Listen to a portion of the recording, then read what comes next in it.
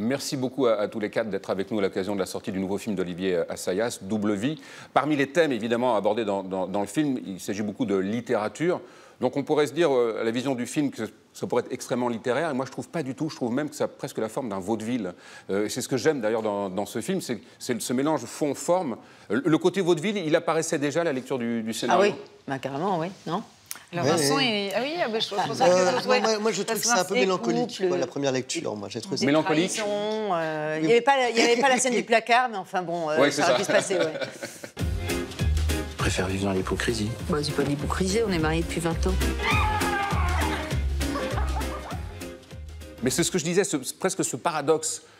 Parce qu'il s'agit beaucoup de littérature, et dans le bon sens du terme, avec les mots MOTS et les mots MAUX, je trouve qu'il y a un mélange des deux, et c'est plutôt habile de la part d'Olivier Assayas. C'est ce qui vous séduisait aussi? Alors moi, ce qui me séduit avec l'écriture d'Olivier Assayas, c'est qu'il y a un côté foisonnant, électrique, et il y a toujours 2-3 niveaux différents de lecture. Et toi, tu travailles sur quelque chose? Bon, j'ai pas trop envie d'en parler. Et ça avance? Oh, oui, bien. On n'en saura pas plus. Non. Jusqu'où on peut aller, à ton avis, dans l'intime, pour créer et pour écrire? Je comprends qu'on s'inspire de sa propre vie parce que je pense que de toute façon, on s'inspire de ses propres expériences pour écrire, dans tous les cas. Mais c'est un peu ce que tu avais fait avec Rock'n'Roll, mais dans la première partie avec Marion, mais en même temps, je trouve avec beaucoup de recul, très fictionné, beaucoup de dérision. C'est peut-être la façon d'y arriver, c'est peut-être celle-là. On écrit toujours un peu de soi. Enfin, moi, je sais que tout ce que j'ai écrit jusqu'à présent, je me suis toujours servi de mes propres émotions, de mes propres sentiments. Alors après, on peut se servir d'une histoire réelle, en fait, qui nous est arrivée, mais... Puis il y a une vraie différence entre ce qui est personnel et ce qui est intime.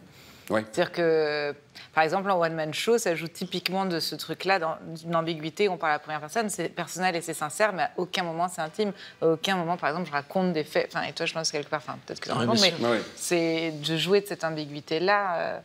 L'intimité, c'est encore complètement autre chose, et c'est pas forcément autobiographique, même si c'est personnel.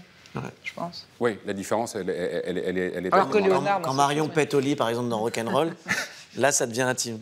Oui.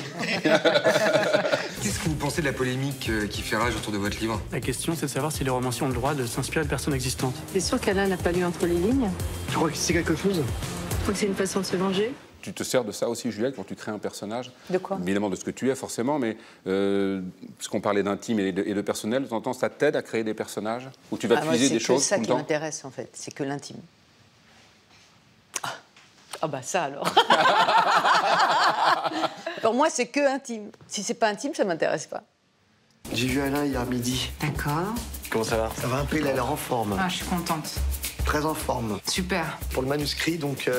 Non, je te publierai pas, non, je pensais que t'avais compris. Ça me ferait plaisir de dîner avec eux. Enfin, je te dis qu'il a refusé mon manuscrit. Qu'est-ce que j'y peux, moi? Allez, salut.